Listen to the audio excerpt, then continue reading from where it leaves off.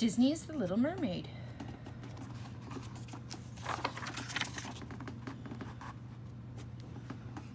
King Triton, the Gray Sea King, had many daughters who loved the undersea world. But Triton's youngest daughter, Ariel, dreamed of the world above the water's surface, the world of humans. Ariel and her friend Flounder liked to go to the surface to visit Scuttle, the seagull. Scuttle told them all about the human objects that Ariel found at the bottom of the sea. One day, Triton learned about Ariel's trip to the surface. The Sea King grew very angry. He asked his friend Sebastian the crab to keep an eye on Ariel.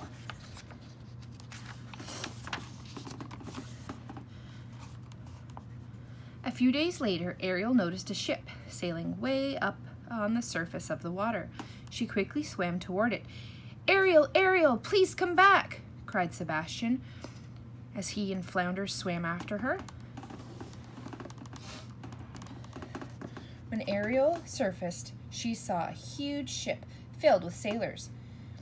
Ariel's eyes lit up when she spotted the sailor the others called Prince Eric. It was love at first sight.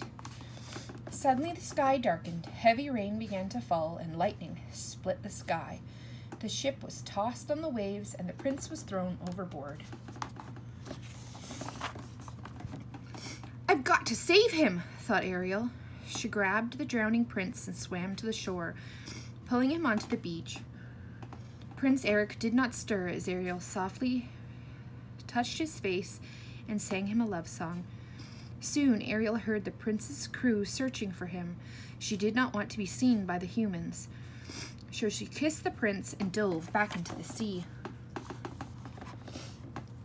Prince Eric awoke to find Sir Grimsby, his loyal steward, at his side. Sir Grimsby was happy that Eric was alive.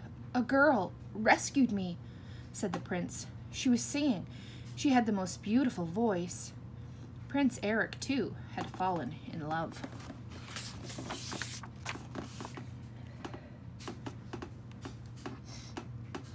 King Triton was furious when he discovered that Ariel had fallen in love with a human. He rushed to her grotto where Ariel kept her collection of human treasures.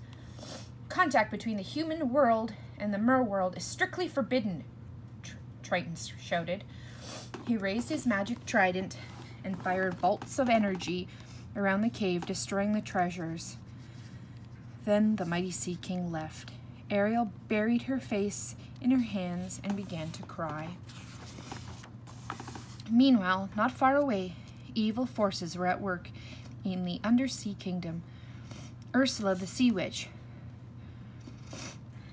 who had tried once before to overthrow Triton, was looking for a way to take over.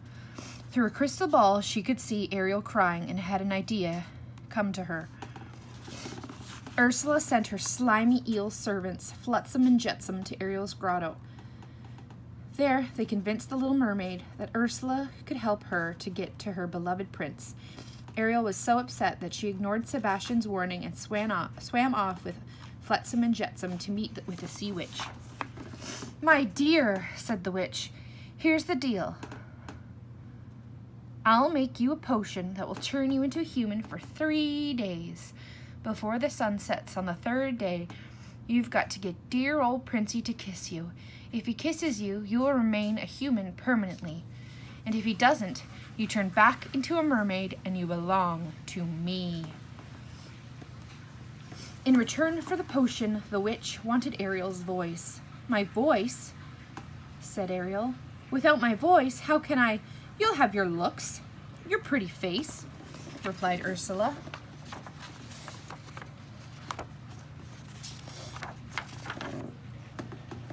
After Ariel agreed to the deal, an amazing change took place. Ariel's voice flew from her body and was captured in the seashell around Ursula's neck. Ariel lost her tail, grew legs, and became a human. When Ariel went in search of her prince, she was helped ashore by her friends. She tried to speak to them, but no sound came out. A short while later, Ariel saw Prince Eric. The prince had been love-struck ever since hearing her sing. At first, the prince thought Ariel was the girl who had rescued him, but when he learned she couldn't speak, he knew he was wrong. Prince Eric felt sorry for Ariel. She needed a place to stay, so he took her back to his palace. Over the next 2 days, Prince Eric grew to like Ariel more and more. During a romantic boat ride, Eric was about to kiss Ariel when Flotsam and Jetsam overturned the boat. That was a close one. Too close, said Ursula, who was watching in her crystal ball. It's time Ursula took matters into her own tentacles. The sea witch mixed a magic potion and turned herself into a beautiful young maiden. On the morning of the 3rd day, there was great excitement throughout the kingdom. Prince Eric was going to marry a young maiden he had just met. Ursula, disguised as a maiden, had used Ariel's voice to trick Eric. He now believed that the maiden was the girl who had saved him from the shipwreck. Poor Ariel was heartbroken.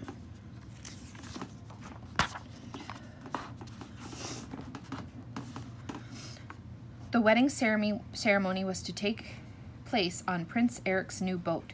Scuttle flew by as the bride passed in front of a mirror. Her reflection was that of the sea witch. Scuttle rushed off to tell Ariel and the rest of his friends. Sebastian quickly formed a plan. Flounder helped Ariel get out to Eric's ship. Scuttle arranged for some of his seagull friends to delay the wedding, and Sebastian hurried to find King Triton. Prince Eric and the maiden were about to be married when a flock of seagulls, held by Scuttle, swooped down onto the bride. She screamed in the sea witch's voice. Scuttle knocked the seashell containing Ariel's voice from around the maiden's neck. The shell shattered, and Ariel's voice returned to her. "It was you all this time," said Prince Eric. "Oh, Eric, I wanted to tell you," said Ariel. The sun disappeared over the horizon just as they were about to kiss. Ariel's 3 days were up. She changed back into a mermaid. Ursula grabbed Ariel and dove off the ship. Thanks to Sebastian's warning, Triton was waiting for them at Ursula's lair. "I might be willing to make an exchange for somewhat better," cried Ursula. Triton agreed. He became Ursula's prisoner. She now had his magic trident and control over the undersea kingdom. All of a sudden, a harpoon struck Ursula in the shoulder. Prince Eric had come to rescue Ariel. Together, they swam to the surface. Ursula followed close behind, and she grew bigger and bigger and bigger with anger until she rose out of the water. Prince Eric swam to his ship and climbed on board. He grabbed the wheel and turned the ship into Ursula. Just as the sea witch was about to fire a deadly bolt at Ariel from the trident, the prince's ship slammed into Ursula. The evil witch was destroyed. Now that the witch was gone, Triton was freed. He rose from the sea and saw Ariel watching Prince Eric, who was lying ashore unconscious. "She really does love him, doesn't she?" asked the Sea King. Sebastian, who was nearby, nodded. "I'm going to miss her," Triton said. Then he raised his trident and shot a magic bolt at Ariel's tail.